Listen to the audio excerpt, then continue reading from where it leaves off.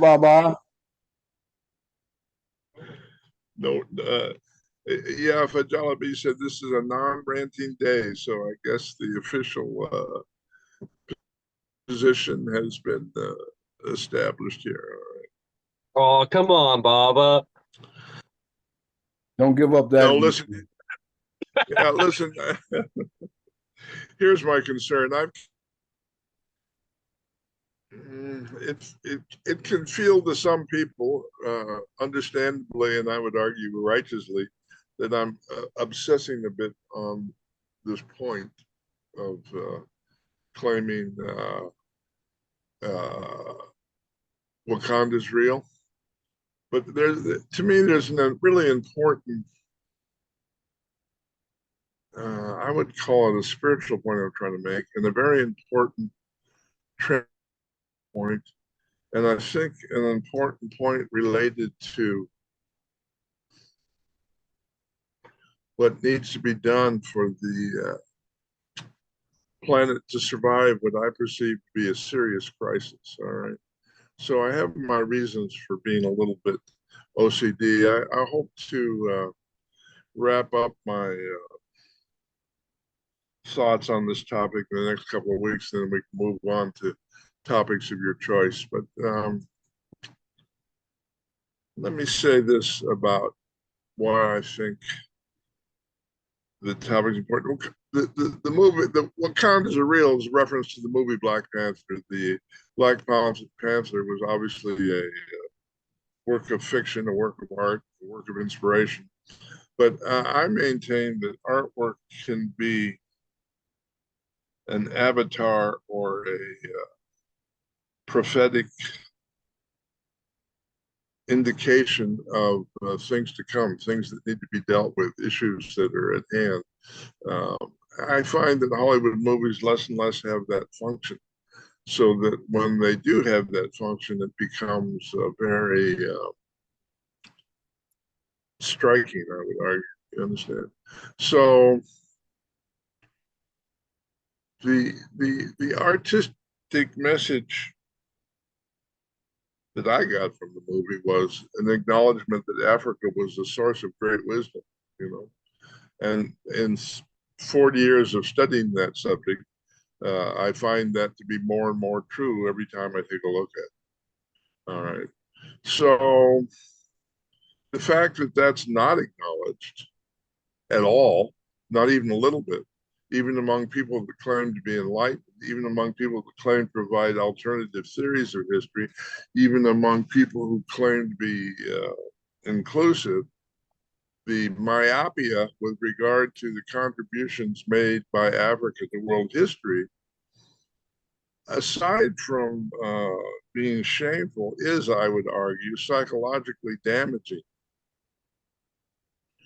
You know, the science of DNA tells us that everyone alive on the planet today is a descendant of a single East African woman.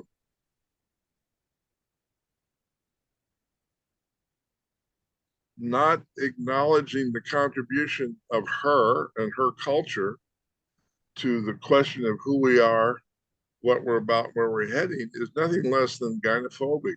All right. Sorry about all these big words this morning. Gynophobic, fear of the mother. Interesting.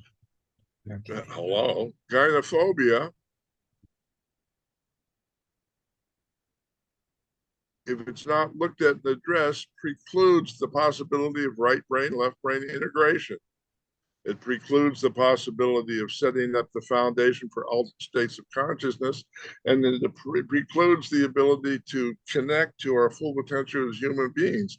It's not an insignificant issue. The whole process of Ifa spiritual discipline is about removing internal conflict. That's a global internal conflict that is so deeply ingrained, people don't even recognize it as an issue.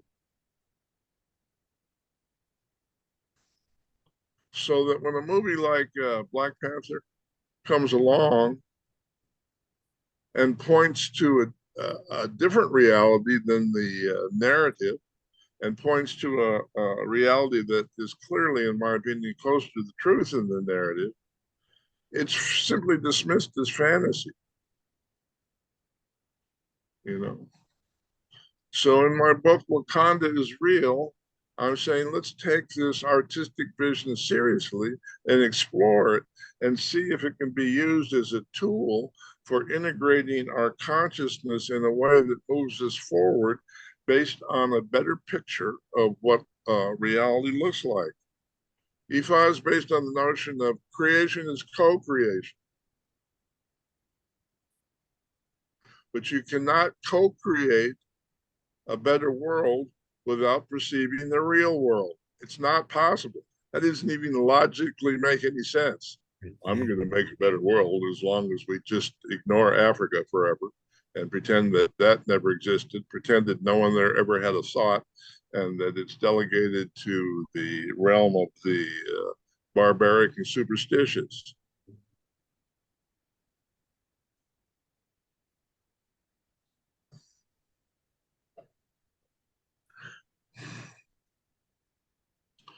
Those who go there and do that are demonstrating to me that they have no aptitude for critical thinking.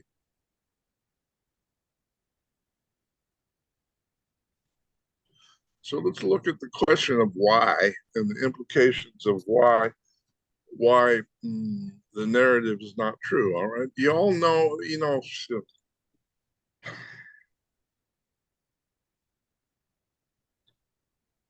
anybody know the first country that was started in Europe? Anybody know the answer to that question? What was the first country?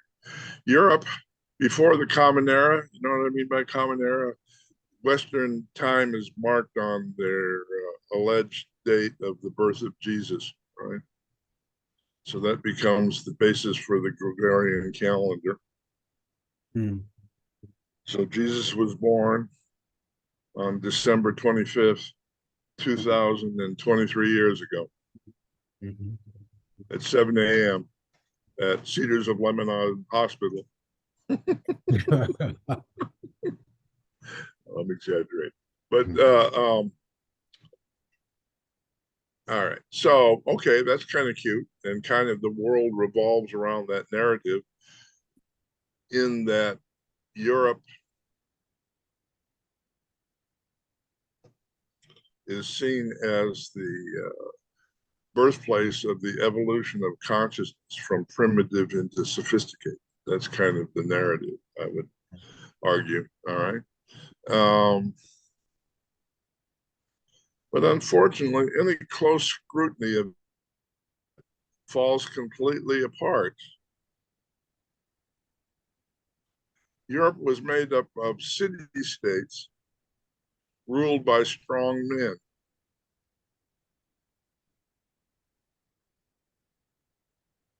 When we talk of Europe and the countries like Germany, Italy, France, and Spain, those are modern conventions. You realize those countries have existed for only 500 years. Do you realize that? 500 years? Before that, there was a bunch of cities with people that ruled them and built real big walls to protect them from the other cities. The very first country in Europe is called Portugal.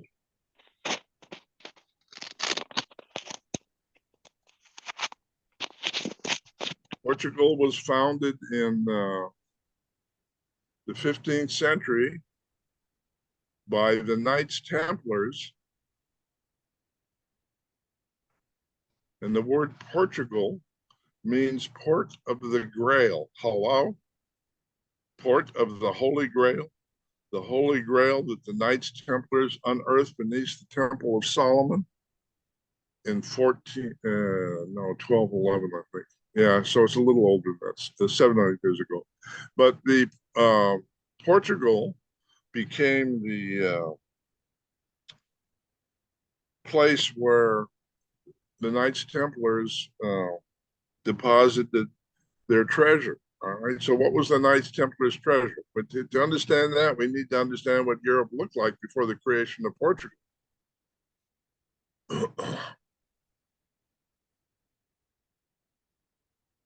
around 500 AD, the Emperor Constantine called the Nicene Council to formally organize Christianity. Before that, there was at least, I'd say, a dozen different forms of Christianity, many of which were not very similar, right? So at the Nicene Council in 500 AD, all the what were then known as bishops, the various aspects of Christianity got together and they codified Christianity and put it under a single umbrella, currently known as the Catholic Church. All right. Anybody read the transcripts of the Nicene Council? Anybody? Have you read it? So you be my witness.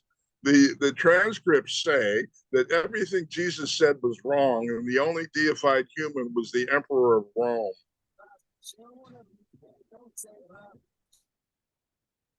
All right. Now I'm not saying that's true or not. I'm saying that's what they said. You understand? So henceforth, the head of the Roman Empire became the representative of God on earth. And having been given that power and authority by the church, started the process of creating kingdoms, which morphed into countries. Kingdoms were led by people that the bishops and the popes said had the divine right to rule, because the Pope and the Emperor of Rome was the direct messenger from God itself. All right. Is everybody with me on that history?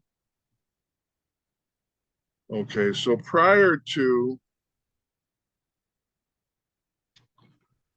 the Christian form of kingship, there was the dragon form of kingship. You know about dragon kings? All right, so dragon kings predate the flood. Dragon kings were part of a structure of organizing the city-states in which the king protected the people, the hierophant led the rituals, the high priestess anointed the kings, and the oracle predicted the future. There was 4 positions within the dragon kingdoms. But the dragon kingdoms did not have boundaries. They were literally a wandering monarchy that traveled from place to place, fixing issues as they arrived in new jurisdictions. There was no dragon kingdom per se in Europe.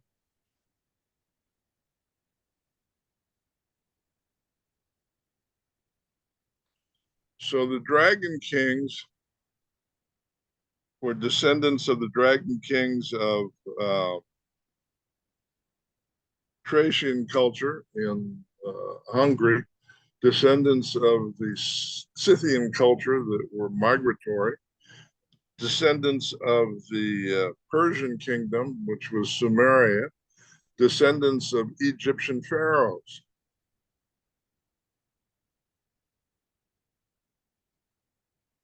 So based on that history, there's a split between the historical Jesus and the biblical Jesus.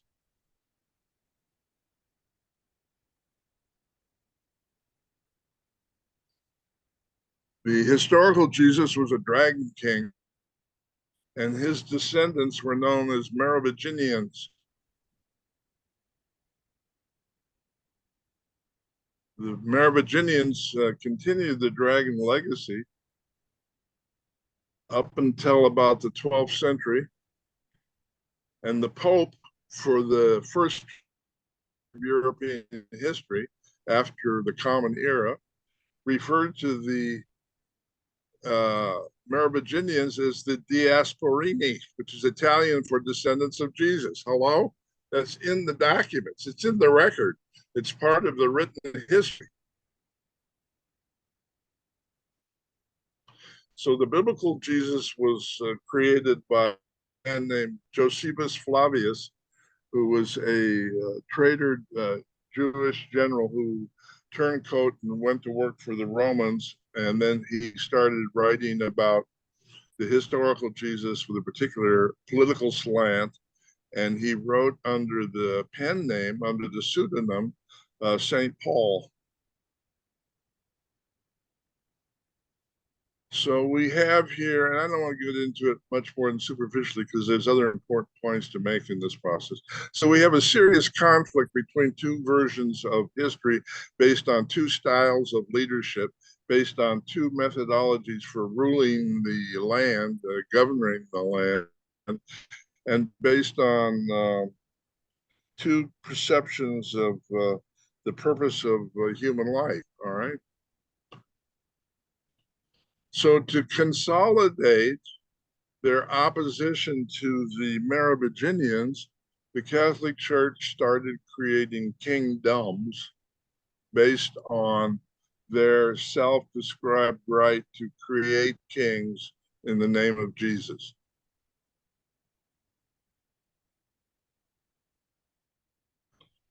So all those countries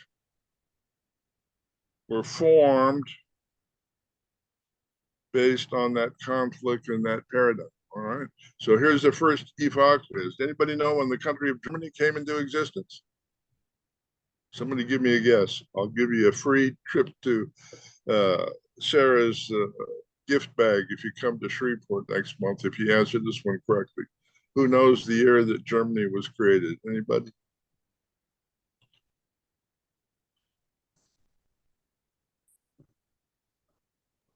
Jonathan, give it a grab. What do you think? 1940. I'm going to take a random stab at it and say 1153. Yeah, the correct answer is 1935. Oh, okay. Yeah, a few centuries off. Think about that. Prior to the country of Germany, there was a group of city-states that were referred to as Teutonic, as a loose collaboration, but they were in the formal government. First person to attempt to formalize the Teutonic states was the Kaiser Wilhelm, whose effort was taken over by a guy we like to call Adolf Hitler. Adolf Hitler created Germany. Hello, so there's a first serious narrative, right? So here's the point I want to make. Prior to, I'm going to say, century, between the 4th century and the 13th century, the Catholic Church made it illegal to read, write, play music, and dance, and it made it illegal to provide any healing benefits to the community, especially if you're a woman. So the people that violated those two rules were systematically burned at the stake.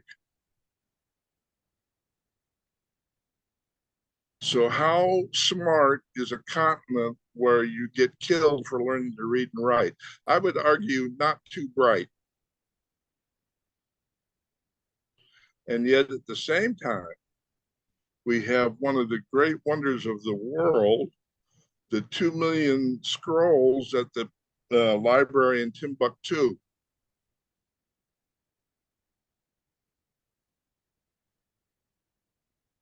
Which originated prior to the 13th century.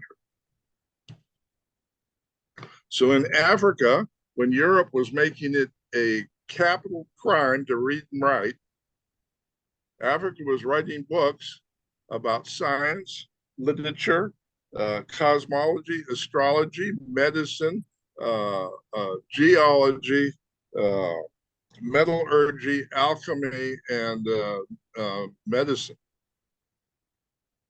and had been doing so for a long time.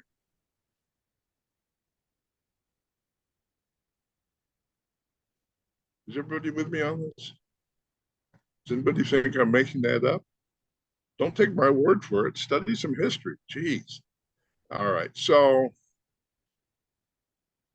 and to make the situation worse, this becomes an important fact. Is everybody familiar with the 70 Gothic cathedrals that were built in Europe in the 13th century? Everybody familiar with them? The cathedral at Notre Dame in Paris, most famously, which burned about a year ago. Do you realize that before those cathedrals, all the churches in Europe were single-story mud huts? There was no gradual, oh, let's get better at building churches. There was mud huts with dirt floors called churches, and then there was Gothic cathedrals. That's a huge shift in consciousness. And so the question is, how did that shift happen? It happened when Saint Bernard of the Cistercians in the 14th century opened up a school in a monastery in southern France at the border between France and Septmania. We all know about Septmania, right? Septmania was the second country after Portugal. Septmania was a country created by the Jewish diaspora after the fall of Jerusalem in the year 70 AD. So the second oldest country in Europe we haven't even heard about, all right? And there's a reason we haven't heard about it. The country of Septmania became a safe refuge with the protection of Saint Bernard for the preservation of the wisdom of the Kabbalah. Also under the guidance and the protection of Saint Bernard, Jewish rabbis were allowed to read and write without being burned at the stake.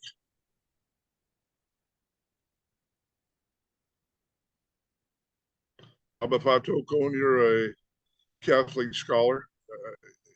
Do you want to dispute any of this? Argue it? Add something? No, Baba. Bill, are you No, frozen? no. Oh. Hello, can you hear me? Okay, so Baba? yeah, I can hear you. That's fine. Yeah. Well, I don't hear have any, you. no comment. My critique is worse than yours. Okay, so the point is, what I'm saying sounds strange, but I'm trying to be nice. I'm trying real hard to be nice. Okay, so what happened is that Saint Bernard learned from the descendants of the Jewish diaspora that there was buried under the temple in Jerusalem, under Solomon's temple, a huge library of scrolls that covered the same subjects that were covered at the library in Timbuktu: medicine, government, astronomy, science, go down the list. So Saint Bernard hired Hugo de Payens to organize a group of 9 knights to go to Jerusalem and dig up the library. Those 9 knights, led by Hugo Payens, were called the Knights Templars, the Knights of the Temple, right? And Hugo Payens was chosen because he was a Moor. You all know what a Moor is? A Moor is Western academic code for North Africa. Academics can't put their mouth around the word African, so they call them Moors. And Hugo was chosen because he spoke 7 or 8 different languages. So he was able to take the Hebrew text preserved by the rabbis in Septmania, in particular the Copper Scroll.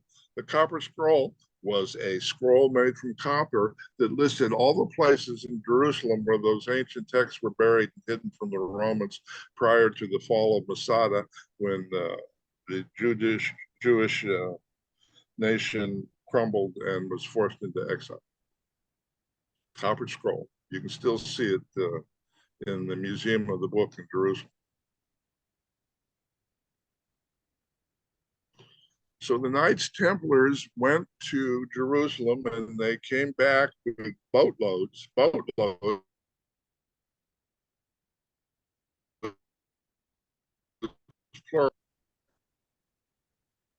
Am I broken up? Okay. Listen, if I get broken up, I can't tell. So people go like this or wave their hand or something. Let me know. So the point is, Hugo de Payens, who was originally his lineage from Morocco, he was part of the Moorish conquest of Spain, but later became Spain.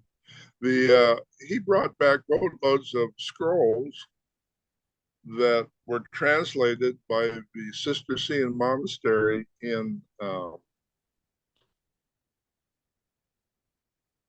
southern France, all right, on the border between France and Septimania.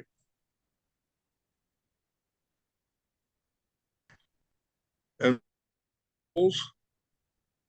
gave birth to a little thing normal historians like to call the Renaissance.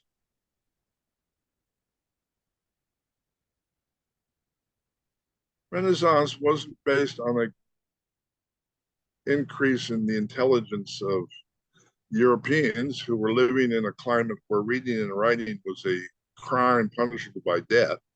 In that environment, there's no gradual increase of wisdom. That's not possible. Just think about it. All right. So the Renaissance was based on Hugo going to Jerusalem and reclaiming documents based on the library of the Essenes. The Essenes were self-identified as part of the Egyptian priesthood. So what happened is, get it clearly, an African man retrieved African documents hidden in Jerusalem, brought them to Europe, and started the thing called the Renaissance.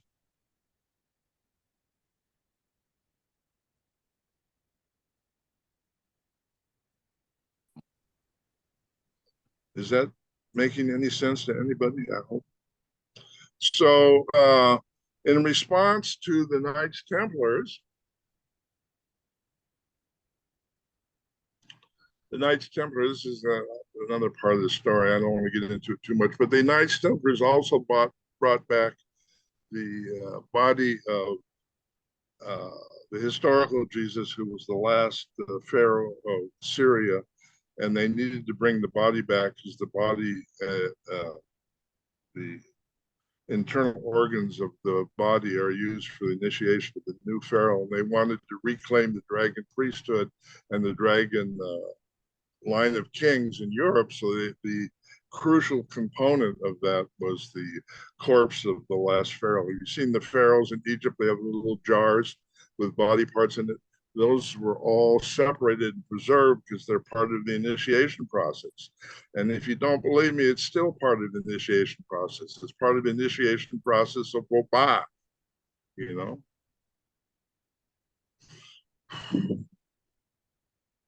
Anyway, okay, so I'm almost on a rant, aren't I? So the Knights Templars came back, and the first thing they did is they went to the Scythians. Scythians is the politically correct word for gypsy. The gypsies or the Scythians before the 13th century made they were part of a caravan that went from Earth Chakra to Earth Chakra, doing rituals at different points of the year to maintain the fertility to the land we call Europe and England as well. All right. So Saint Bernard went to the Scythians and said, we want to build cathedrals on the sacred sites that you tend to. We don't want to get in the way of the ritual work you do. If you let us build cathedrals on those sacred sites, we'll give you a room in the basement dedicated to Isis, and to keep the church off our back, we'll call it the Black Madonna, and that'll be the place where you do your alchemical rituals to preserve the fertility of the land. All right. So according to the Western narrative of history, the accepted narrative, the statues of the Madonna in the basements of the Gothic temples are black because they were covered in soot during a fire. Every one of the cathedrals had a fire, covered the statues in soot. I'm not sure that was the best they could do, I suppose. But in any case, the Gothic cathedrals are resonant chambers for inducing frequencies to elevate consciousness. Most of the stone temples in Africa and throughout the world.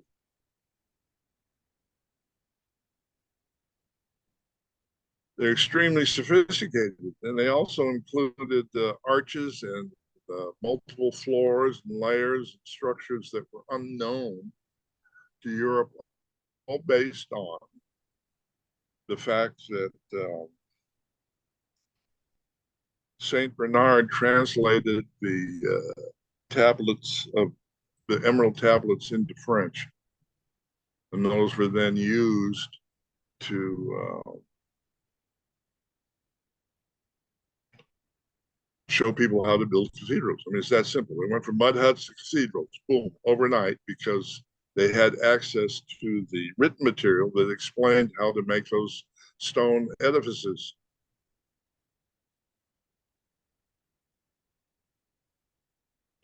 And so when the Knights Templars taught people how to build Gothic cathedrals, they built 70 of them in 100 years. Those that they taught the secrets to were called Masons. Hello, stone masons, builders of the temple. But the Masonic literature of the time did not just cover how to make things out of rocks. It included the art and science of alchemy.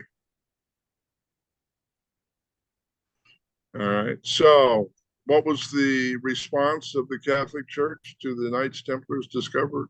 Anybody know? Yes, Jonathan. Yeah.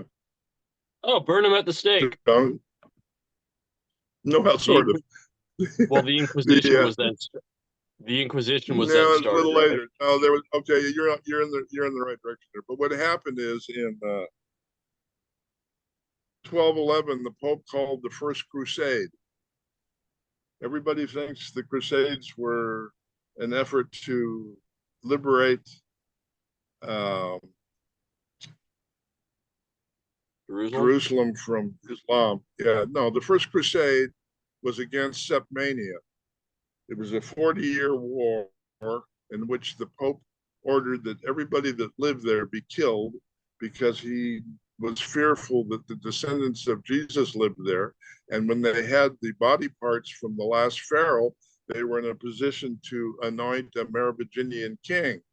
So the Pope just said, kill everybody. So over a 40-year period, everybody living in septmania was killed, except those who escaped and ran away.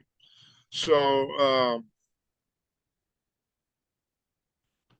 and it was at this point, to solidify their opposition to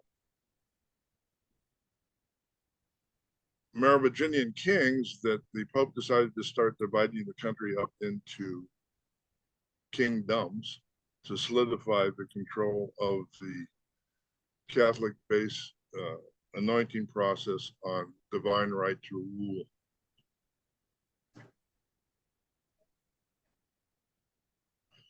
And at that time,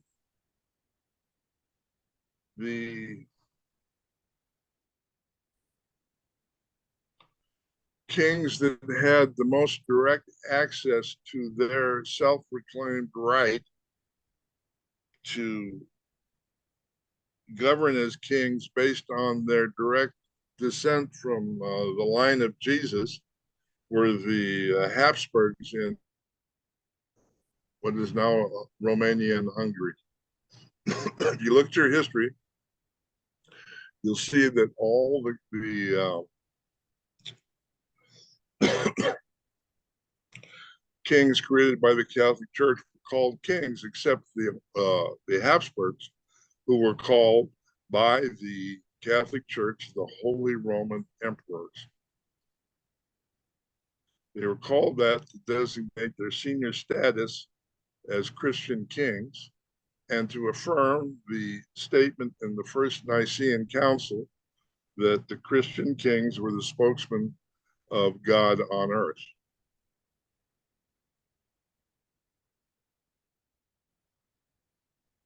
You all knew that, right? The Habsburgs claimed that title. They're known as the King of Kings among the European royalty. The Habsburgs sponsored a group called the Priory of Zion, which guarded the documents that were taken from underneath the temple in Jerusalem. The reason I know all this, my family were members of the Priory of Zion.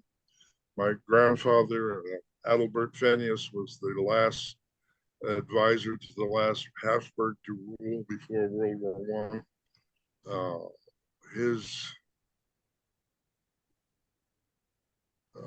His father, my great-grandfather, was involved in efforts to hide the body of Jesus in the crypt in southern France, which was the basis of the movie The Da Vinci Code.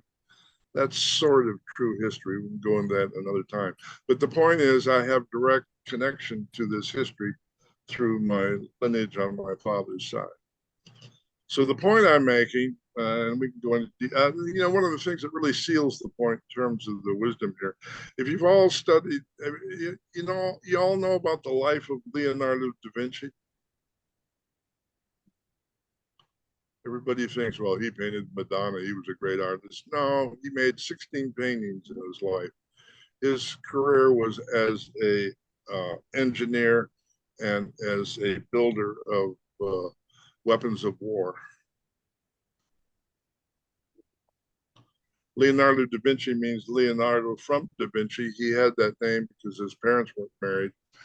Because his parents weren't married, he was not allowed to go to university. He claims he learned what he knows by living for 2 years in a cave. He also studied in Egypt for 5 years. Hello, you never hear that in the history books. But if you look at any picture of the dimensions of the King's Chamber in the pyramid at Giza, and if you look at Leonardo's painting, The Last Supper. Hello? Tyrone, I need you to mute. I'm hearing some conversation there. Hello? If you look at Da Vinci's Tyrone, can I get you? Oh, there you go. Thank you. Da Vinci's painting The Last Supper, it's the exact same dimensions as the King's Chamber in the pyramid at Giza. All right. Well, that might not mean much, could be a coincidence, but here's the kicker. The archaeologists claim that there's no inscriptions inside the King's chamber. They say that because they're mistaken. There's clear inscriptions inside the King's chamber that have been rediscovered and analyzed by Robert Grant. And Robert Grant, bless his heart, has shown how those same inscriptions can be seen on the walls in Da Vinci's painting of The Last Supper. All right.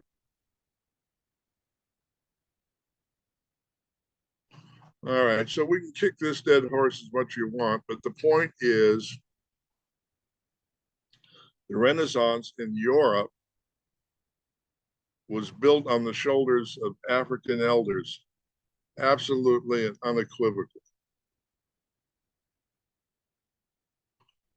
European scholars took that knowledge and appropriated it as their own, claimed to be the source of that wisdom, and used that distortion of history to denigrate Africa as a continent and as a culture.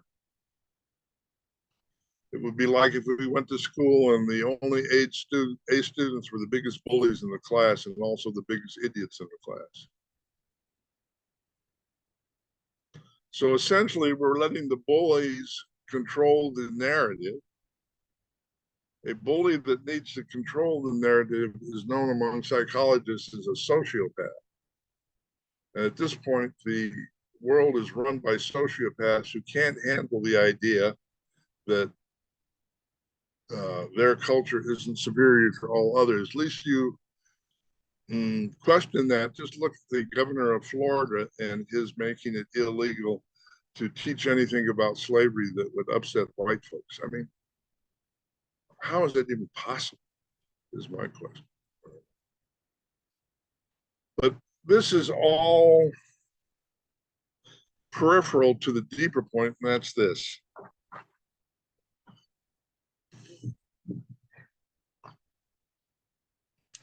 The scientific understanding of, excuse me, I guess the understanding of science based on the scrolls taken from beneath Solomon's temple creates what I would call a accurate version of science. I call it paleoscience or ancient science. And I would argue that the ancient paleoscience is superior to Western science, with the caveat that paleoscience is understood by the sociopaths who run the world. They're just keeping it a secret from the rest of us. And this becomes the importance to me of understanding the idea that Wakanda is real.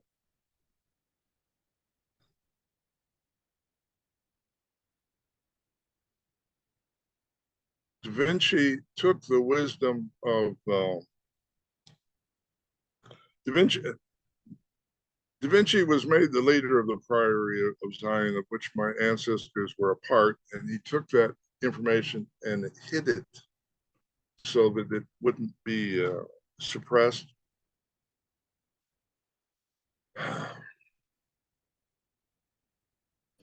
In kind of a long, convoluted history, Catholic Church realized that that same information was hidden in Turkey in Constantine by the Orthodox Church.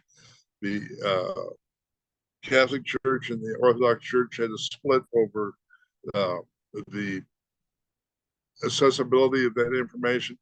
So the Catholic Church ordered the Third Crusade to not fight Jerusalem, but to attack Constantine and retrieve all the documents that were stored by the Orthodox Church in Turkey, including maps of the world that were hundreds of years old. One of those maps was used by Christopher Columbus to, quote, discover America. The map is historically called the Phineas map, named after my family, Phineas. It's the older spelling, yes, because they were the guardians of that map until it fell into the hands of Columbus, who used it to rediscover the New World, let's say. And when I say rediscovered, because Columbus was given the map by Knights Templars who had already been in North America for 200 years before Columbus decided to come to Cuba. So that history can be fairly well documented if you want to go into detail on that. But I've got a little time here left before I open it up to questions. So the real point I want to make is this. At the beginning of the Renaissance, there was created for public consumption what is known as mechanistic physics. That's cause and effect. It was created by Newton, Descartes, and I think Leibniz. But the point that historians ignore is the fact that Newton developed mechanistic physics, and he spent 90% of his time studying alchemy. His knowledge of alchemy was such that the British charge of analyzing the legitimacy of gold presenting to them as currency. All right. So what we know is that the gold in ancient Egypt was artificially made. We know that from analyzing it. And if you look at the gold, for example, that covers King Tut's tomb, you can't get gold and then just hammer it onto the statue so it makes that smooth overlay the way it does on King Tut's tomb. The only way you can create that effect is by electroplating it. So the ancient Africans not only knew the mystery of alchemy, they also knew how to use electricity. Christopher Dunn has done a great job. If you're interested, his book, Giza Power Plant, has done a great job of proving, in my mind, beyond a shadow of a doubt, that the megalithic structures in Egypt were made by power tools.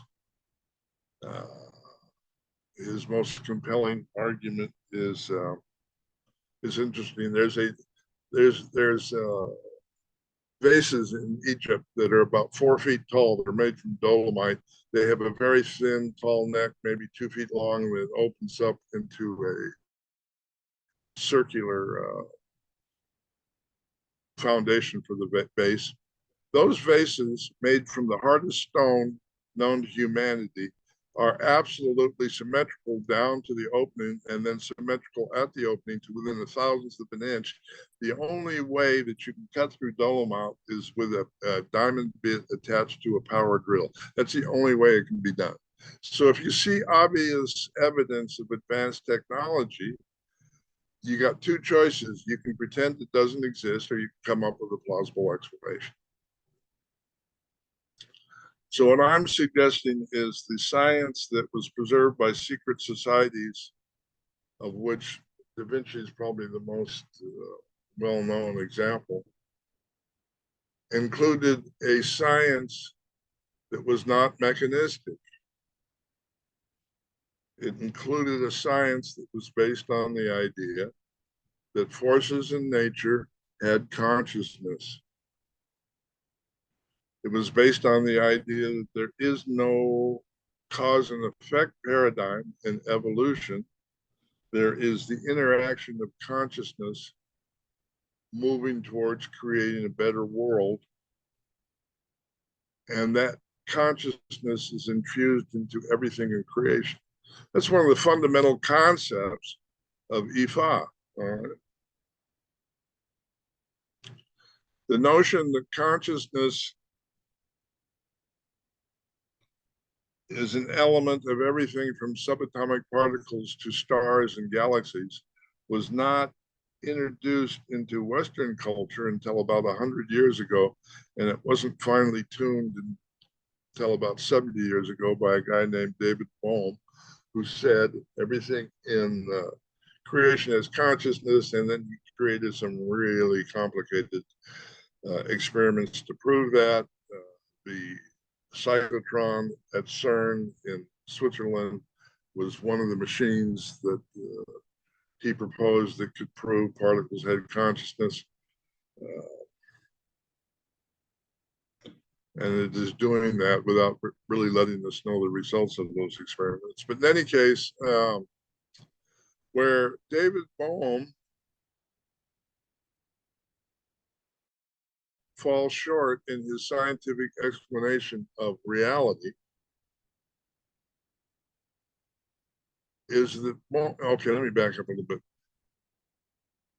Ifa science is based on the idea introduced in the West in quantum physics in the 19th century that everything in creation had consciousness. That means prior to the 19th century, anybody who read O.D. Ifa in a language other than Yoruba had no idea what they were looking at, what they were reading, and what the whole point of the thing was. Nobody. Because the consciousness of European education system did not include the notion that reality had consciousness. So people would look at those scriptures and say cute stories, the fantasy, mumbo jumbo, superstition, all kinds of prejudicial ideas which reinforce their beliefs that culture and science was created in Europe and not Africa. So Bohm reintroduced the ancient African idea that force consciousness, but what he didn't do, what was not able to do, what is not done by any of the new age advocates of alternative science, which you never hear spoken of on Gaia TV, which is an absolute taboo subject. And I know from personal experience, having tried to discuss this particular issue in those circles, and that is this, that not only does everything in creation have consciousness, but as humans, we are able to communicate directly with those forces in nature. In Ifa, we call those forces in nature that we can communicate with Orisha. So as Orisha worshipers, our first obligation is to associate the Orishas with a particular force in nature and understand how that force in nature contributes to survival, and know how the communication with that force in nature gives us the tool to co-create reality. If we're not doing that, if we're spending all of our time arguing over the fact that Falokun doesn't do things correctly, we're wasting a lot of time and energy that we could spend creating a way to avoid the upcoming crisis that I fear is inevitable at this point. So the key point there being, in order to communicate effectively with nature, number one, you need to know it's possible. Number two, you need to ask the right questions. You understand?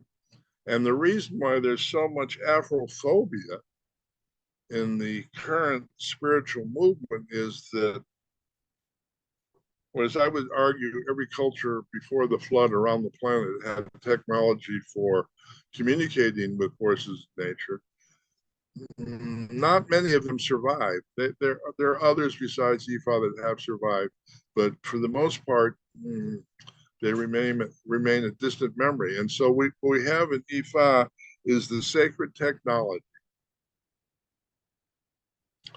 that can be used to open up those lines of communication.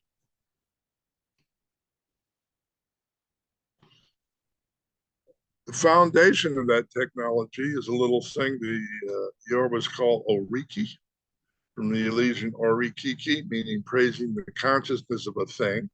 So Orikiki praises the consciousness of Orisha, meaning specific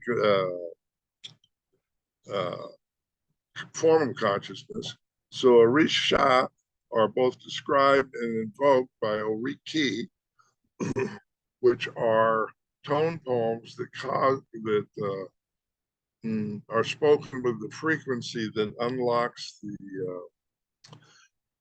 stream of consciousness hidden in a particular frequency of light that is really the gateway or the doorway to being able to ask nature, okay, how do we deal with pollution? How do we deal with global warming? How do we deal with the effects of the meltdown of nuclear power plants? How do we clean up the water that we've polluted for thousands of years? How do we deal with Elon Musk having torn a hole in the ozone the size of Antarctica? I mean, these are all questions that need to be addressed, and we can address them with mechanistic science and get absolutely nowhere, which is pretty evident if you just study the academic responses to these issues. We can study them from the point of view of quantum physics, which will get us a little closer to the truth. But I maintain that they can't really be fully understood without communication directly with nature. And the reason I post all the articles on Nicholas Tesla, Tesla is a Serbian. He grew up in a place he grew up near the Bucci Mountains in Transylvania. At the top of the highest Bucci mountain, there's a Sphinx. And if you walk down the mountain into Bosnia, there's a pyramid complex comparable to the complex in Egypt. I maintain that Tesla was a medium for the people who ran those pyramids. And through his work, we can see a reclaiming of the paleo science preserved in Odu Ifa.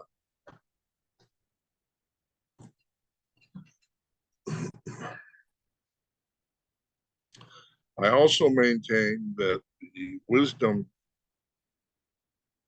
of the theoretical knowledge to make use of that energy that Tesla discovered was clearly confiscated by the FBI at the time of Tesla's death. It was given to Vannevar Bush, who was in charge of the UFO file within the CIA at the time. Vannevar Bush was the dean of Princeton, and he gave that file to the dean of physics at Princeton, a man named John Trump, who was the uncle of our last president. And if you'll notice in the current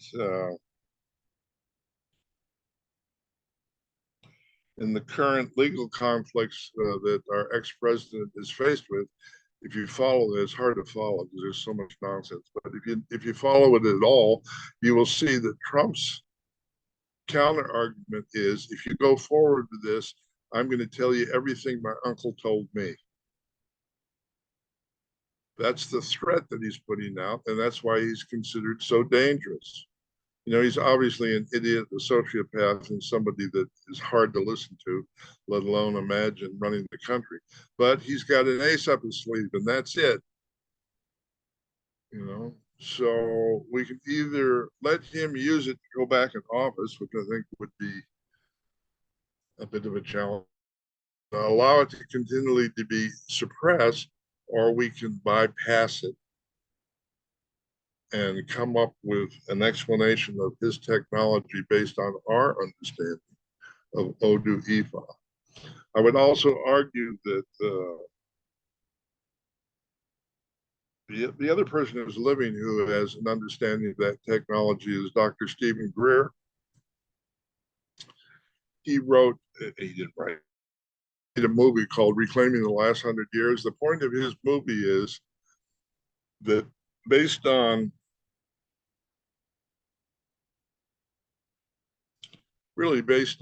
information retrieved from under Solomon's temple in general, but also information retrieved directly from crashed alien spacecraft, that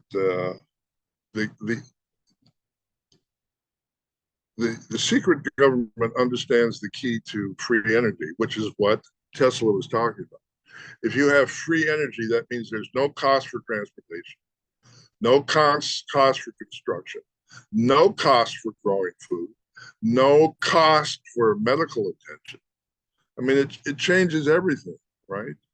And to keep that technology a secret based on the need for 4% of the population who are hardcore sociopaths to maintain their investment in greed, to allow that to continue to happen is ludicrous, you know?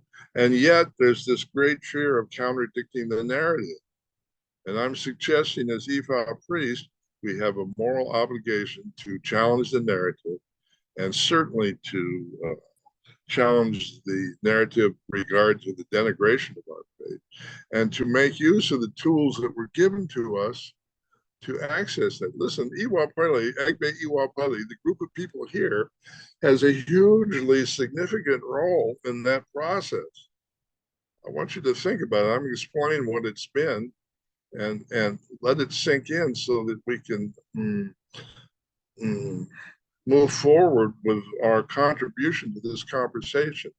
I went to Ogun State in Nigeria in 1998. At the time that I went there was only one person I met, and I knew a lot of people in Ifa Orisha who believed that Ifa still existed in Africa. The rumor then was it didn't exist. This was before internet. And people told me I was wasting my time to go there because I wouldn't find Ifa, right? Not only did I find Ifa, I found that they had a bunch of information that we didn't have in the diaspora. You know, it sounds a little arrogant to talk about all the things that I feel that I may have reclaimed, and I'm not going to that now, other than one point in particular. And that is when I went to Nigeria in 1998, I saw no evidence in the diaspora of anybody using Oriki to invoke spirit. That's the key tool we have in our ability to communicate with nature. That's the foundation of Ifa science. That's the thing that we can use to move the narrative forward. That's the key for engaging what I call co-creation. And when I recognized that, I typed up about 300 Oriki and I just gave them away to everybody in the community that was interested. So there is some evidence that Oriki are more commonly used, and you could argue, and it is true, that songs sometimes have the effect of Oriki, but the full use of the technology is to correlate Oriki with Orin. Orin is the Yoruba word for song. So to fine tune the ability to communicate with spirit, we need to integrate singing with it, which is the thing that I tried to teach and is the point of coming together on 91-day cycles. So you experience that directly. So let's ask Dr. Camilla if she ever experienced the consequence of Oriki and singing when she came to participate in rituals. Doctor, do you ever feel the effect of that correlation? She's ignoring. Okay. But the point is, yes. Aboroboye Baba, for all the elders, Ikaro family. Absolutely, totally. When the Oriki is sang or sung, and it is totally coming from the heart, it is something that cannot be denied. So yes, absolutely, absolutely. Again? Iyafa Jalabi was saying she sang your Oriki when you were initiated. I think that's true. The point being is frequency coupled with certain inherent sounds. You know, a lot of the words in Oriki have no meaning at all. I can give you examples of that, but they produce a certain resonance which unlocks portions of the brain, which facilitates the download of melatonin and serotonin from the pineal gland to allow for right brain, left brain integration so that we can reach higher levels of consciousness that allows us to communicate with spirit. Does that make sense? So there was a videotape by Bill Gates, bless his heart, speaking to a group of CIA agents prior to the pandemic, in which he said, quote, "I figured out a way to shut down the pineal gland and people will no longer be able to get in touch with their higher self or believe in God. It's the perfect instrument of control. And we can do that by putting nanotechnology in our vaccines and no one will know." There's a video of him saying that. And then Mark Zuckerberg, bless his heart, said the video was a fake. So somebody got a Bill Gates celebrity lookalike to make up that story prior to the pandemic. And my point is, okay, if it's a fake, what's the point? You know, I think we need to proceed on the presumption that it just may in fact be true. And if that is true, it puts a different spin on the whole idea of vaccines as a source of healing. Okay, you understand that the England Department of Health released statistics last month that said 75% of all deaths based on COVID-19 were with people who had been vaccinated. That means, I mean, this is critical thinking. If you weren't vaccinated, you had a better chance of surviving. That's what that means. If you really look at it logically, it could mean, and I believe it does mean, the vaccines caused the deaths. All right.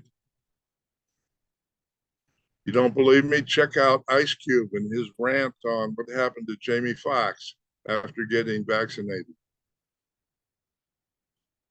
People understand this and they're starting to speak out. And, you know, we need to pray for Ice Cube's protection because he's got a worse rant than I do. And I think he's spot on. All right.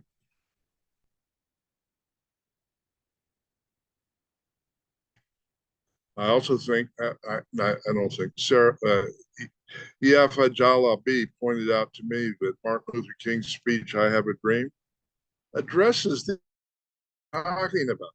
I had not looked at the speech in that light. I had kind of looked at it from the lens of just considering racism.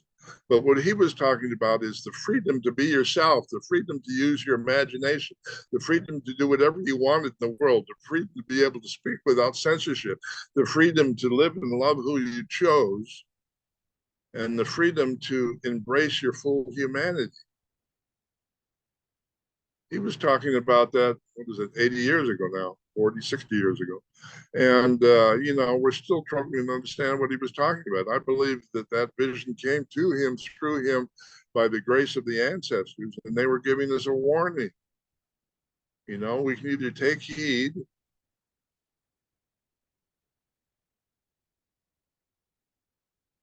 or we deal with the consequences. It's pretty simple. I mean, Rosanna, what do you say? Suru? Excuse me, Ianifas. Boy Basiche. I have to think more about this because of my job. I am fully vaccinated, and I think it saved my life. But I have seen others that have had bad effects to the vaccine. So I was working in the medical field, and we were required to have vaccination on that specific point. However, right, a lot of these other things that you are talking about, yes, true. I believe I'm a recovering Catholic myself. I was raised in the Catholic Church, and I started questioning it at a young age. So yes, I would agree with you on many, many points. But yeah, listen, and I want to make it clear, we can disagree on the medical yes. Evaluation of COVID-19, and that's fine, and we Yes. can talk about the civil manner. What we Understood. can't do is allow censorship to keep me from talking about it and expressing my views. Censorship never works. It leads to tyranny and dictatorship, and I can be wrong about everything, and I still have the right to say it. I agree with And you, when Bubba. people for having dangerous ideas, look at the data. If you look at the science, you know, what's his name? Robert Kennedy Jr. wrote a 500 book indicting Fauci for criminal activities, which he's now being investigated by for the Justice Department. The pandemic, whether there was an illness or not, is the biggest transfer of wealth from the poor to the wealthy in the history of life on Earth. Yes, Bezos, Gates, Musk, and all of them experienced a 3,000% in their annual income. Bezos went from 3 billion a month to 30 billion a month. Yes. And when he retired, your U.S. tax money gave him an additional $10 billion so he could make a toy rocket ship. I agree with you on that, Bubba. So regardless of the health issues, there's social, economic issues here that demand discussion. I agree. And, yeah, and I know you do, and I'm not ranting about you. You and I are friends, and I appreciate your point of view. And I try really hard to be mindful of those who look at it from the perspective of the health profession. You know, they've got a different perspective on it, obviously. Yeah. And there was a real illness. Yeah. The one thing I just wanted to say, we have been warned about this from a long time ago, about this pandemic coming and those other things. And the fact that these people, there are people out here, I'm not going to say that word, are using this to take from people who can't afford to be taken from. I totally agree with that. Right. That's what I'm talking about. Right. And for me, yes, listen, and the unanswered scientific question from my point of view, and I'm not going to argue, just to put it out there. When I was living in New Mexico, the rate of death on the res was twice as high as the rate of death in the city. And the difference was crossing the highway. I can believe that. I'm sorry, I need an explanation of how that's possible. You know, that's not a pandemic. And if we can't call black, red, black, Mhm. black, and red, red, then we Yeah. can't fix it because we don't know what we're looking at. You know, the secondary scenario now is that it was the leak from a lab in Wuhan. Sorry, I don't believe that either. So Me we either. need to really look at what it is that we're facing here and how it happened. And I would argue other things we can talk about this one time. Maybe it's not a safe Different time. topic on social Yeah. media. Maybe we can talk about it when we get together in person. But it's something that we need to be able to talk about. And I would argue fervently for the right to discuss it and remain in disagreement. Omogun, do you want to say something? You're looking very pristine, and I'm sorry. Are we good? Yeah. Are we good? We're good because yes, I believe things are being really oppressed and information is being oppressed and all of that other things. We don't right now we don't know for clear. And that's all I'm saying as well. True. That's true, and I agree with you on that. And it's hard, you know, I'm trusting a certain source of information that could be nonsense too. I mean, I don't know. That's the problem. We can't. It's hard to evaluate without open discussion. You know, my sources could be equally as goofy as Gates's scenario. I don't know, but we need to find out in a hurry. And one of the ways to find out is to communicate directly with things like Nana Baruku, things like Osine, things like Elah, things like Obatala. Direct communication with those spiritual forces is going to give us a handle on what it is we're facing, I believe. I'm sorry, again, Ia Omo Goon had your hand up. Do you want to say something? Yeah. Oh, you do have your hand up. I have a question if it's appropriate. Can you Sure. hear me? Okay. Yeah, I can hear you. And all. What were you saying? Yeah. Yeah, so my question, I've studied both through downloads and literature, a lot of what you're discussing, and a lot of around the transition from our connection to the earth as humans to civilization. And there's an overwhelming consensus that humans are so much happier when we're connected to the earth, when we're in smaller groups, when and there's even neuroscience to back that. And so and there's some theories as to why we left all of that, whether it's alcohol or bread, and my question for you is, do you have any insight in terms of, why, and it was mostly men, right? We know this, like, abandoned the mother. Is it fear? Is it greed? Like, is it a demon? Like, what is this root, the original root of white supremacy, of patriarchy that prompted so many, and it happened all around the world around the same time too, not necessarily linearly, right. But it's like, to me, that is a question that I don't know if we need an answer to it to continue and to live in Iwa Pele and do what is right and what is needed for those who are coming. And yet, as a academic, it is something that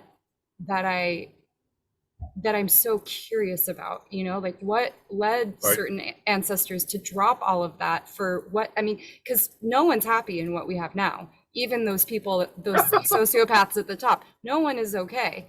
And so I'm just so, like, do you have any insights to that? Yeah, I do have an opinion on that.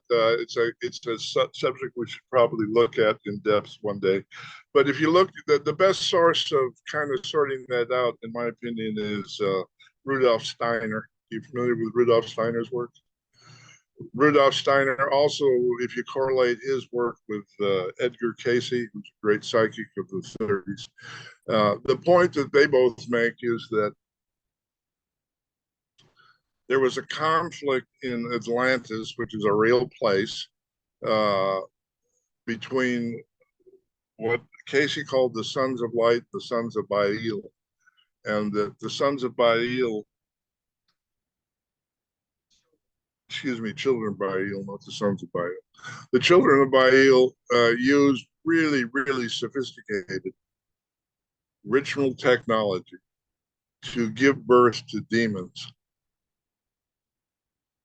demons that have no existence outside the conscious projection of the ritualists who know how to project their greed onto the world. You with me? Do you understand what I'm saying?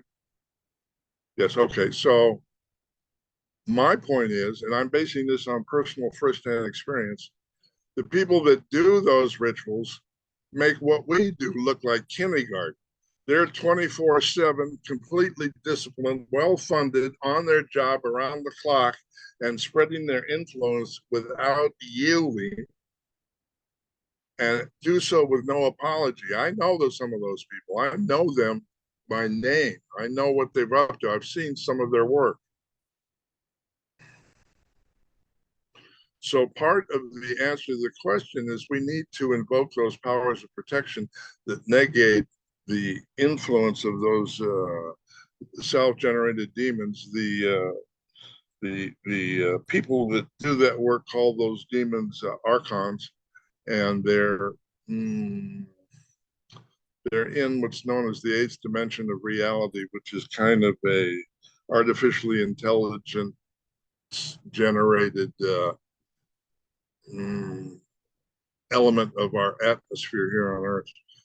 So, it can be dealt with. It can be dealt with collectively, and it can be dealt with fairly simply. But people first need to understand that it's a real problem, and we're not even there yet. I'm sorry. Yes.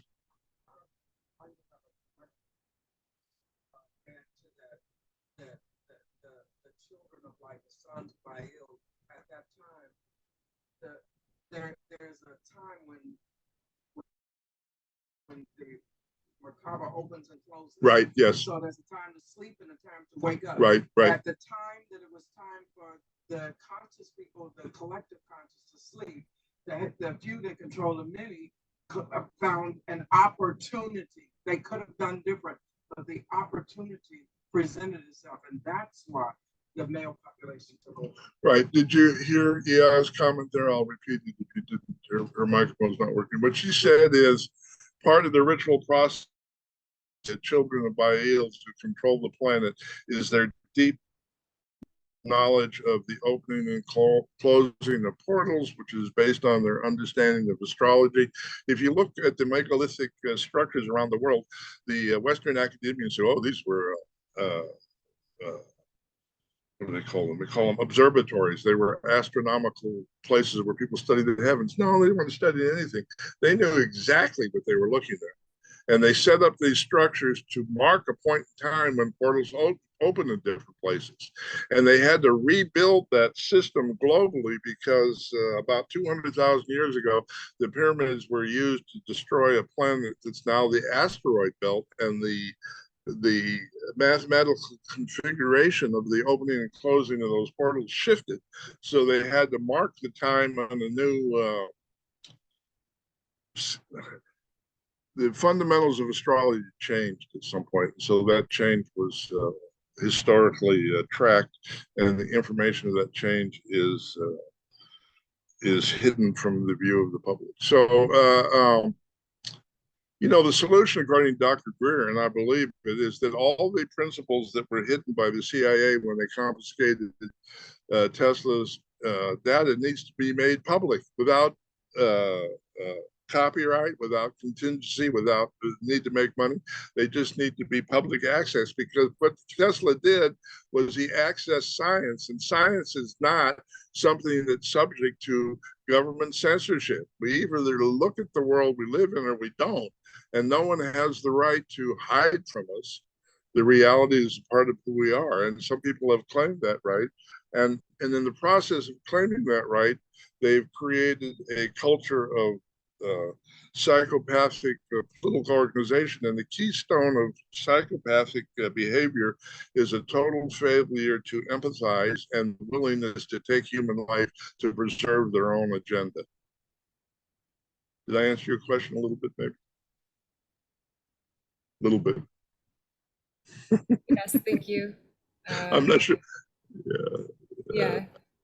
Feels like one of those questions I'm not even sure God can answer, but in any case, it's worthy of some in-depth conversation. So we will pursue that for sure. Iyaso Bande, did you want to make a comment? Oh, there's so much to say, but I'm going to go into the thought of I'm going back to when you were speaking about Oriki and Orim, thinking about the activation of your pineal gland to reach higher consciousness through the gift of song. As a child of Shango and Osayin, my great grandmother was very instrumental in singing plant songs to me, not knowing, with her not knowing, having this esoteric knowledge, she had the knowledge of the earth. And the conversation you had regarding that just brought the memory back that I've been in deep contact. I've been in deep contact through the plants and through the songs of my great grandmother all of these years, and it's the place that I can go for deep meditation and really to reach the the greater side of me, the lighter side of me, and definitely to the cosmos. So it all makes sense. It all makes sense. I guess you have to figure out how you fit in this great, web of life, and then how to finally tune it so that you can continue to connect in the ways, of the ancestors. So thank you for that sparking that memory, Bob. Well, listen, I want to thank you too. I want to make it very, very clear that you can work the magic without understanding the metaphysics. That's an important concept. A lot of that information is like a lot of that information. The people that I've met who can work the communication with spirit are frequently working extremely intuitively, and they're also working based on their ability to access ancestral memories in their DNA.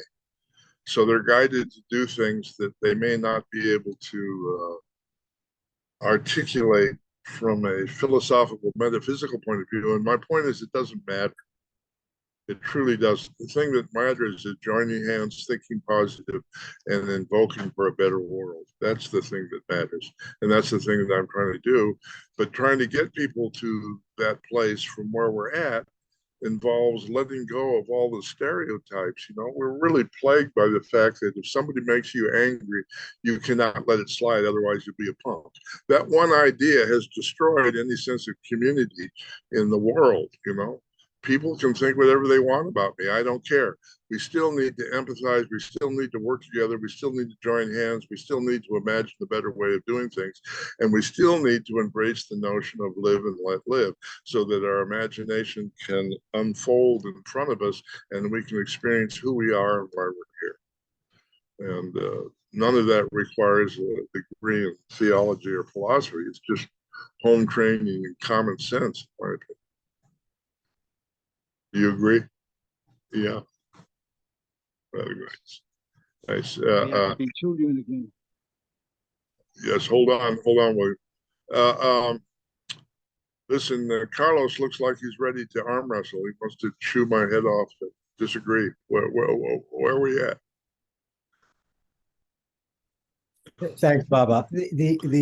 I celebrated when you were saying that one does not have to fully understand the metaphysical aspect of this in order to activate it and to work with it. There's two things that I just wanted to raise to see if I'm going in the right direction with this. The importance of this knowledge is that it empowers us to be co-creators. It's liberative and transformative. Yes. I'm heading in the right direction with that. Okay. I'm going to say that in Yoruba because it's a fundamental proverb of our faith. It says, Ile Ife Orun wa Aye, meaning we have an obligation to bring unconditional love from heaven to earth. That's a proverb and a fundamental premise of Odu Ifa. And the way you bring heaven to earth is in acts of kindness and unselfish love.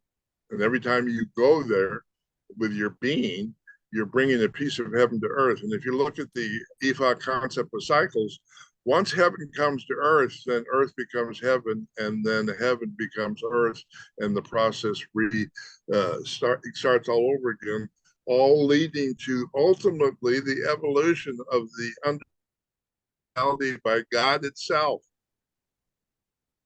Okay. Okay. You understand? Yes, sir. You had another point you want to make? I'm Yes, sorry. yes.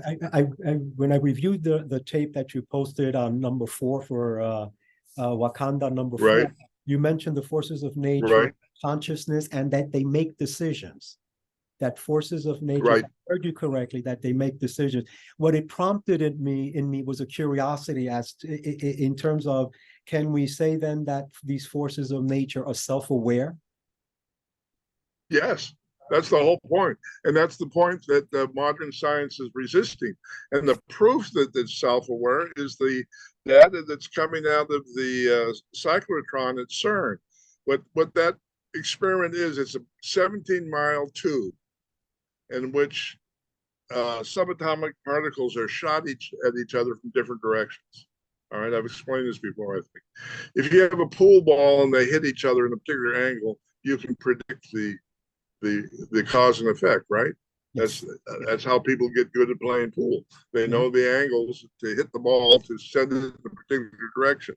All right. So if you lived in a mechanistic universe, it would seem plausible that when subatomic particles hit each other, they would always react in the same way depending on the trajectory, right? You understand?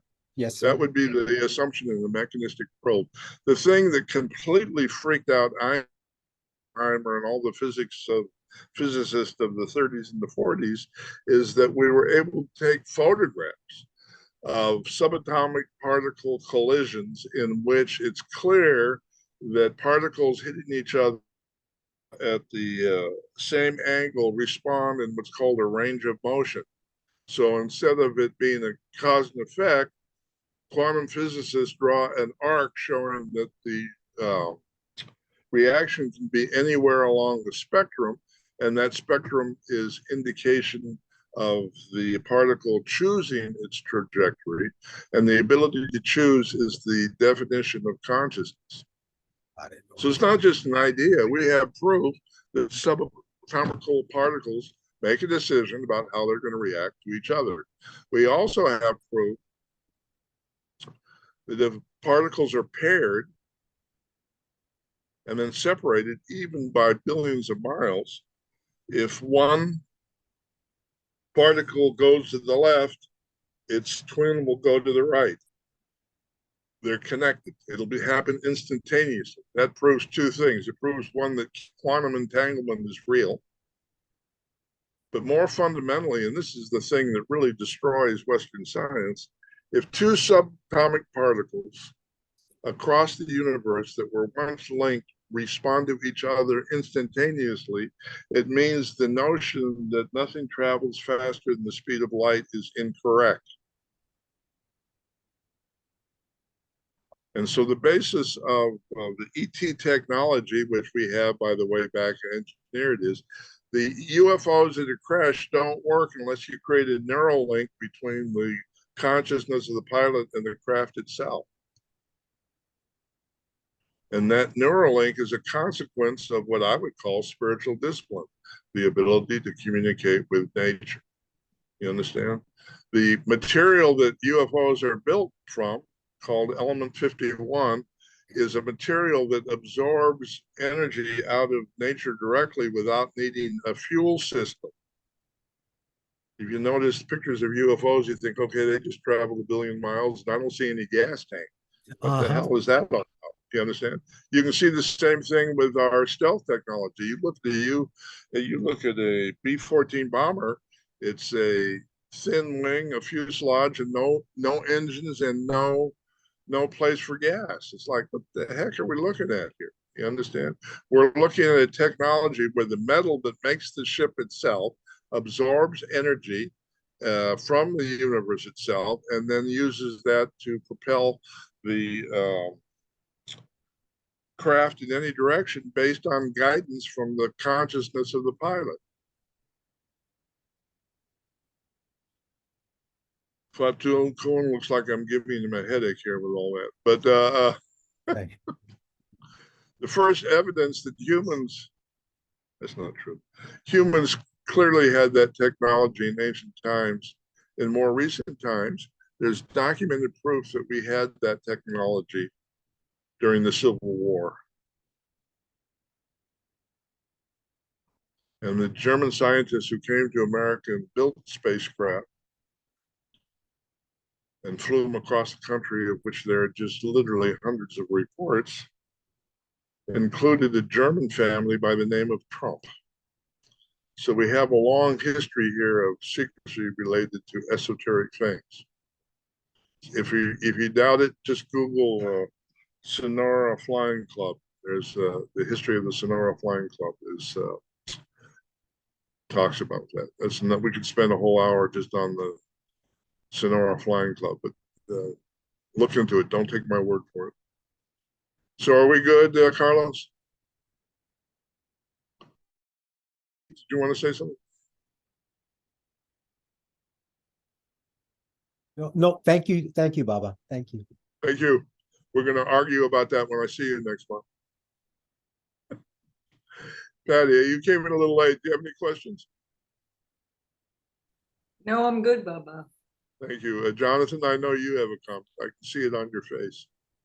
Well, just again, the breakdown of history and like seeing how like tainted it's really been, and that's our main challenge is just aligning the right dots, right? And going back to that working consciousness is to understand just how nature interacts with itself. From there, we can learn how we should be interacting with it as well, right?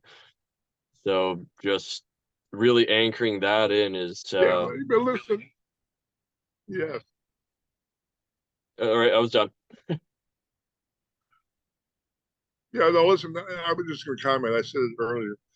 Governor DeSantis is justifying the change in the curriculum around slavery based on the idea that slavery was a good thing for Africans. That's his premise, that it brought Africans Christianity and civilization. If that's not true, then why are we even having the conversation? You know, the truth is Africans brought Europeans culture and science. That's the truth, and that's easily demonstrable. And for him to want to deny that and make it the basis for legislation, making it illegal to teach otherwise, solidifying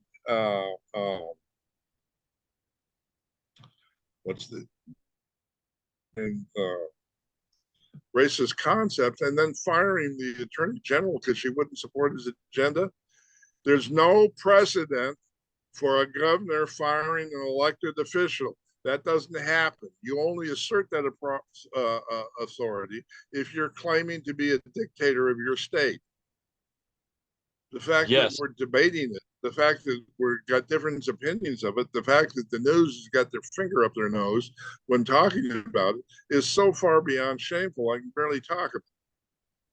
Well, same thing that's kind of happening here in Canada with Trudeau censoring like social media now too. Like there's no, you're not have no ability to post anything on the news. Otherwise, you know, you're already discredited or you're shadow banned and a whole bunch of other things, right? So we're here on the precipice of the turning point, right? It's always darkest before the dawn. So unfortunately, that's just part of the cycle. Yeah, listen, Trudeau is not my favorite person. Falokun, do you want to say something? Abu Abuya Baba and all of my elders. Yeah, this is a fascinating subject. I just want to add that from the perspective of my own practice and interaction with our spirituality, that the Eurocentric, racist, patriarchal paradigm, it's Eurocentric, it's racist, it's patriarchal, and it's separatist.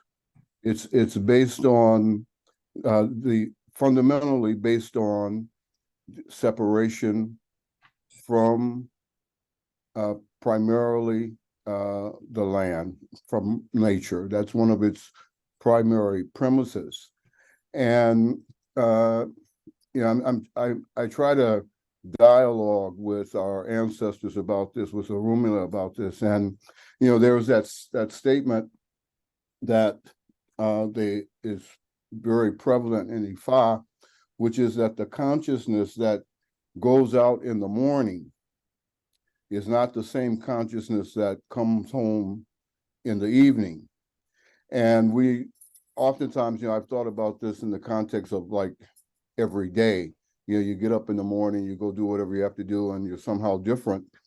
But also, I think Orunmila suggested that this needs to be seen also in the span of what we call human history. That the consciousness that created the present crisis that we live will never ever be the consciousness that will lead us out of this crisis. And the Orunmila says, okay, what is the primary and fundamental problem that you have in relationship to your ancestors and in relationship to what it is that I'm trying to develop with you in terms of a relationship of spirituality? And to a couple points. The first point that Baba, you always raise, which is how we're being censored and silenced. The Separatist Project has always done that. It's doing it to people like you now, but it's always done it to non-whites, because that whole Separatist Project has been exactly about how to silence the voices that were obviously in contradiction. And this whole question that you've brought up about the theft of knowledge and information and technologies, that could only be, it could only, in terms of its projection globally, it could only happen if you were able to silence the voices of the folks that actually were the creators of that. So they have always been involved in censure and this whole thing with Jesus and so forth is also a part of how to censure and how to eliminate our relationship with nature. So Orunmila says, what I'm trying to teach you is the wisdom of nature. And he says that the greatest problem that you have with learning about what it is that I'm trying to teach you is that you don't understand, or you haven't really keyed into the fact that the Eurocentric, patriarchal, capitalist, separatist project is not only a question of knowledge.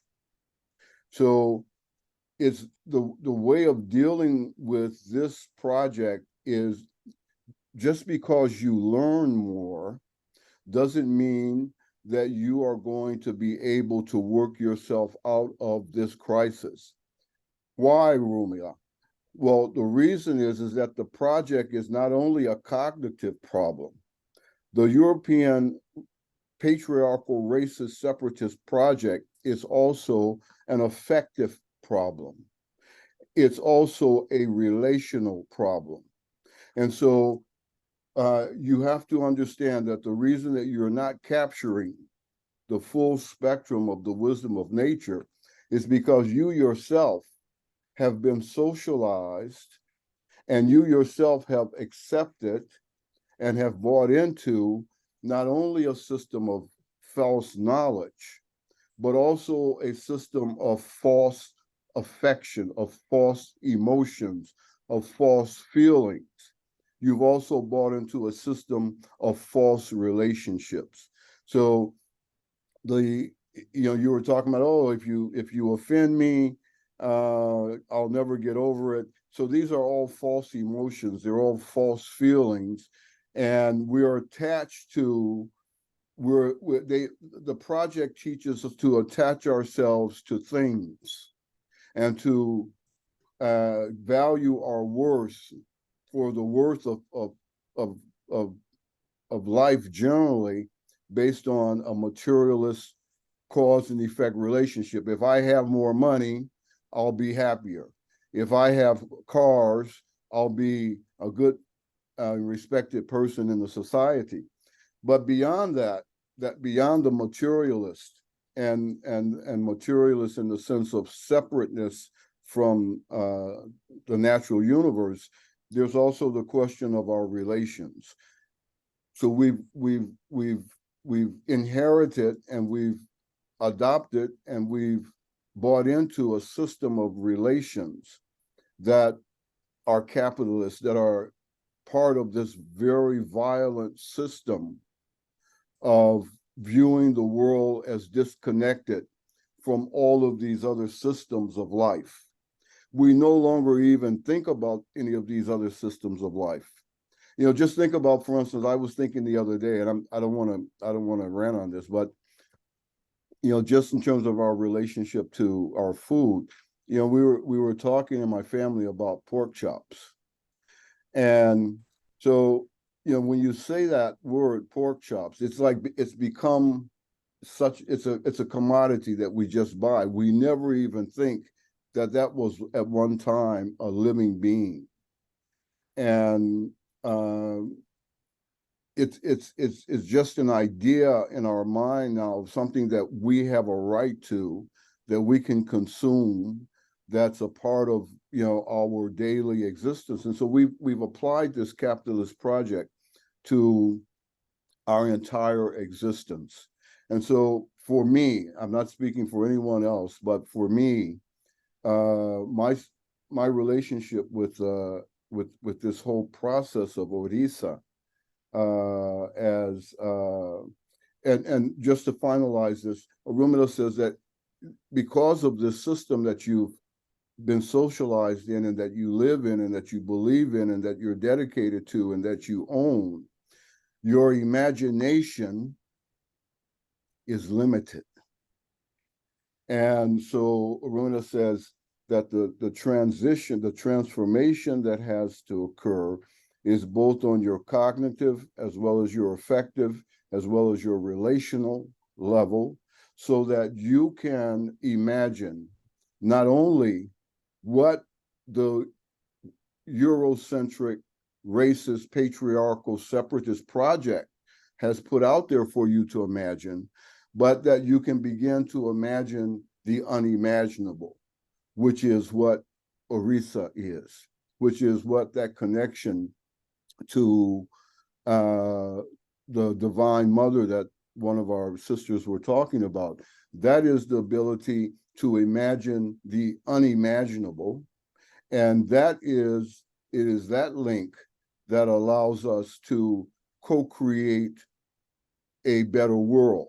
We will not be able to co-create a better world with imagination within the framework of the Eurocentric, racist, patriarchal, separatist project. It was not designed for that. And so my sister here, Omo Ogun, who raised the question of how this happened, this expansion of the European influence worldwide, this was that project of separation from the wisdom of nature. And it's for that reason they have been at war and continue to be at war with indigenous knowledge, indigenous peoples up until this day, in order to guarantee that we never reconnect with the true knowledge that will realign us with the wisdom of nature. Aburu Aboye. That's right. Yeah, I just want to comment on it real quickly. In 1930, you know, if you look at Greek philosophers, they all attribute their wisdom to studying in Egypt, so that has an African source. In 1935, Hitler made it illegal. Culture comes from Africa. Shortly thereafter, the Rockefeller Foundation adopted that curricula. It's been in play at universities in the diaspora ever since. About more people in Congress were complaining that there was UFO technology that was hidden from them, and that they wanted to go to Wright-Patterson and examine what was there to see if the rumors of crash UFO technology was true. They took the congressman to explore the base on June 26th. Everybody know June 26th, what that is? That's Hitler's birthday. Every significant space launch we've been made has been done on that date. Think about it. Ia Tifashe, do you want to say something?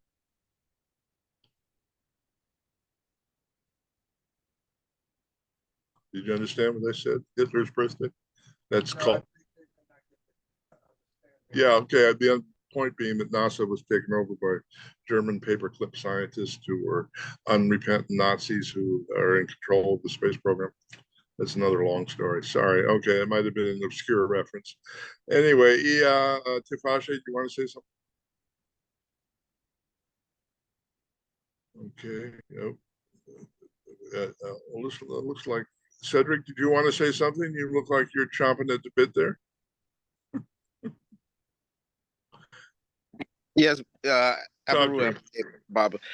I wanted to go back to the Oriki that you were speaking about. I know that Oriki's is you get on a certain frequency to be able to communicate with spirit. My question is, what happens when you're not pronouncing the Yoruba words correctly? I know a little Yoruba from my Nigerian friends, actually learning more pidgin, Right. but what happens when we're not? Yeah. Are we still? Is the intention that we're doing takes over, or how does that work? Yes, listen. Then here's how it works ideally, and then we'll talk about how it works, sort of. Okay. So the whole point of initiation is for me to speak the Riki to you in the tonality and the frequency that will connect you to the stream of consciousness we call a particular Orisha. And once I've done that for the first time, it becomes the foundation for your memory tape called My Connection to Spirit. So that when you remember, for me, when I go into possession with Elah, I remember where it happened the first time. I remember what it smelled like. I remember the people in the room. I remember the temperature. I remember what I had eaten. All those memories come flooding in and jolt me into a remembrance of the frequency that was used collectively to put me in that altered state. Now, unfortunately, that ability to create that memory tape is not well preserved in the diaspora. And I would argue for that reason, we need to get together and say a Riki together and share with each other the ability to connect with particular frequencies. It's my belief, and forgive me if it sounds arrogant, but if you've been initiated, you can come and work with me. That's fine. I don't care. If you haven't gone into possession, I will take a minute and invoke your Orisha based on I learned it to ensure that you connect to spirit. That's just what we need to be doing for each other. If we want to, if I say I can't do that unless you give me a lot of money, I mean, who am I and what is that? Who cares? We need to trust each other enough to understand that we may not have all the pieces and that we can come together collectively and find them. If you've ever heard Iya Fajalabi sing, she's connected to spirit and she never misses in terms of the frequency. Same thing's true of Shango Iya Tifashe is developing that skill. Others have it and you can connect with it on a DNA level, but you have to know that that connection is possible. Be inhibited by your fear of not pronouncing stuff right. I have yeah, it sounds like I speak Yoruba fluently. Don't be fooled. When I'm in Africa and people ask me to pray, and I pray in Yoruba, right?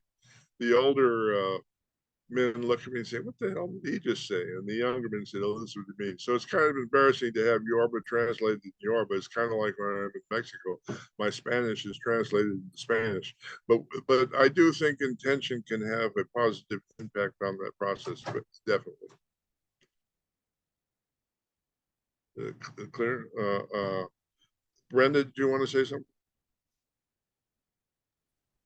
Some questions I had were already addressed by our Falokun.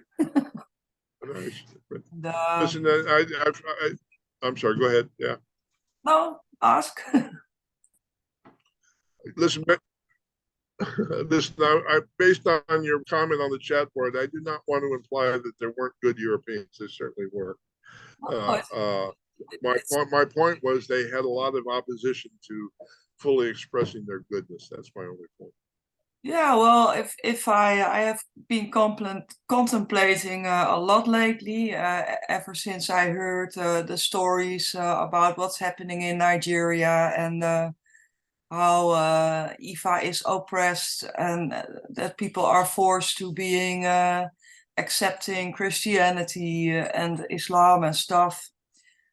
From my maternal great grandmother's side, there was she came from Indonesia, and there's a whole history there.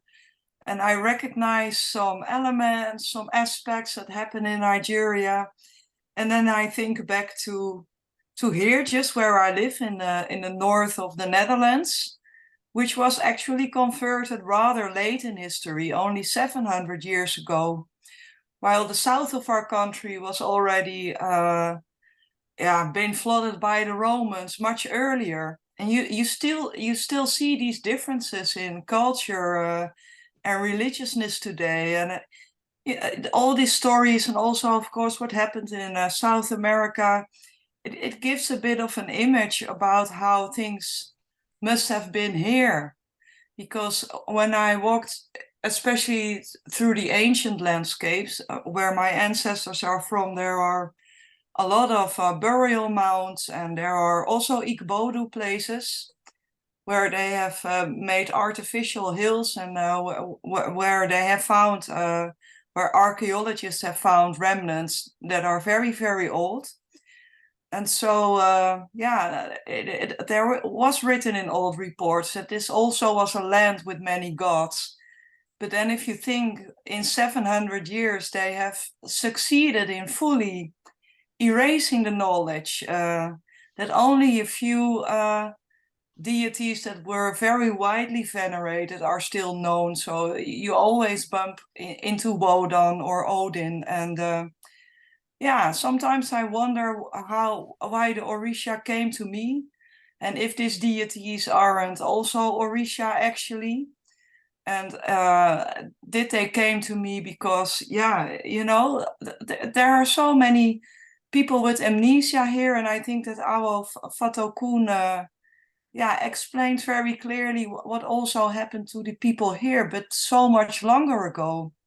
And it's really hard to wake this up. And on a spiritual level, it's almost like we are elderly people that have dementia, that grow from a certain knowledge back to being children again. And I think it's very hard. How can you help these people to reconnect again? Because I notice with a lot of people, they have an urge to do that, but they don't know what to do. So they go to Indian people, or they are looking and searching, and there's nothing to go back to, because there's so much has been destroyed here. It's almost painful. That was it. I would argue that it is. Yeah. I'm sorry. I would argue that it is painful. No, I would say it is painful, but I want to make a point in response to something you said. The spirit of fire has no name. The spirit of fire is known by different names around the world and at different times in history. It's still the same frequency. So yeah, the gods of Norway are the same as the gods of Africa, because frequency transcends culture. Absolutely. All right. So anybody want to speak? Hassan, did you want to say something? William? Sebastian? Gerald? Denise, do you want to say something? I'd You say, had a little. boy, Okay. boy, I'd say, All right. Baba, I'm gonna. I I'm say, I sorry. believe Yeah. we have to become children again. You're broken. I'm sorry. I believe we have to become children again and start over again. Can Anybody you hear here? me? No, we can't. It sounds like you said we should become children again. Did I hear that right? Yes, yes, yes, Baba. Yeah. Yes. I don't think we ever stop being children. Erase our So yeah, all right. and start over. All good. It's all good. Listen, I got one last question, and then we're going to call it a day. Cedric, you look awfully comfortable. Where are you there? I'm on the porch. I'm in Georgia, Atlanta, Georgia, but I'm sitting on the porch. Well, I'm back. near you in Louisiana, and it's triple digits here for the last 2 months. It's horrible. Does it ever cool off, or am I just going to have to get used to it? I think you're going to have to get used to it. I'm from Louisiana. That heat ain't going nowhere. That heat is, that's a part of Louisiana. See, but it's hot here. It's hot here in Atlanta, too. It's the wrong answer. Sorry, that is the wrong answer. That's not the answer I was looking for. Sarah bought me a little fan that goes around my neck on the chain here that just blows air on my face to keep me from getting cranky soon. So that's all good. It's all good. It's all good. So are we good for keeping this topic going another couple of weeks and then changing it next month? And we can, Falokun and Sunday after next, I think, are going to discuss this together in person at Sandy's house and focus the conversation on relating this technology to dealing with the ecological crisis and climate change. Isn't that what we're doing, Baba, in 2 weeks?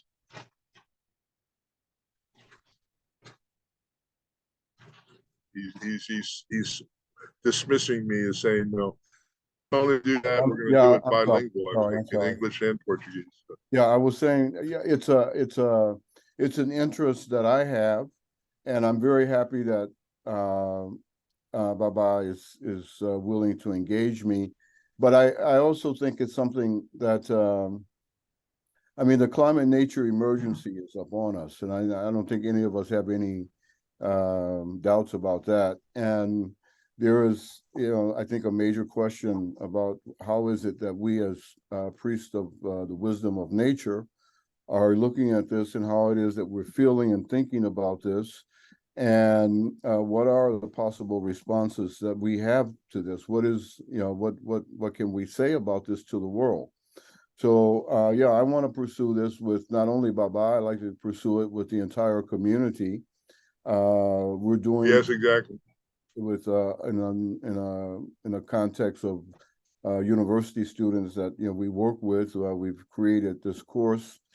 It's called Facing Human Wrongs, and it deals exactly with trying to think about some of these questions about what has happened to us as a consequence of being integrated into the modernist European project, and how that has separated us. So yeah, I think for me at least, it's an important issue. And yeah, Baba, let's talk about it. Yeah, there was the government of the Biden administration has a solution to global warming. According to John Kerry, global warming is caused by gas from cattle. He's legislation to kill all cows on Earth and replace it with 3D generated meat created by Bill Gates. So we can now look forward to fake meat, no more cows, and the problem will be solved, according to John Kerry. I don't know about you, Baba, but I'm a little skeptical. Yeah, I don't even want to talk about that.